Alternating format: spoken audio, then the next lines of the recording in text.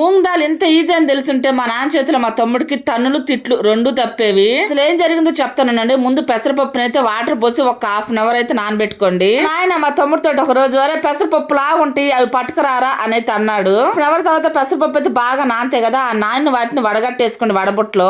నాన్నకి మూంగ్ దాల్ అని చెప్పి నీకు చేత కాల పెసరపప్పు లాగుంటాయి తీసుకురానేలేకే ఇంకా మా తమ్ముడు పోయి పెసరపప్పు అయితే పొట్లం కట్టించుకుని తీసుకొచ్చాడు. వీళ్ళన్ని వడాలిన తర్వాత ఒక క్లాత్ లో వేసి ఫ్యాన్ కింద అయితే ఆరబెట్టేసుకోండి. అంటే జాలిబుట్ట ఉంది అనుకోండి, నూనెలో అన్ని ఒకటేసారి వేయకుండా ఇట్లా జాలిబుట్టలో వేసుకొని ఫ్రై చేసుకోండి. ఫ్రై అయిన ఎట్లా తెలిసిద్ది అంటే మనకి శబ్దం వచ్చింది, కలకల ఆ స్పూన్ కి శబ్దం వస్తుంది, ఇక మనకి ఫ్రై అయినట్టే. తమ్ముడు కోసం వీధి చివరి దాకా ఎదురు చూస్తా ఉన్నాడు మా నాన్న.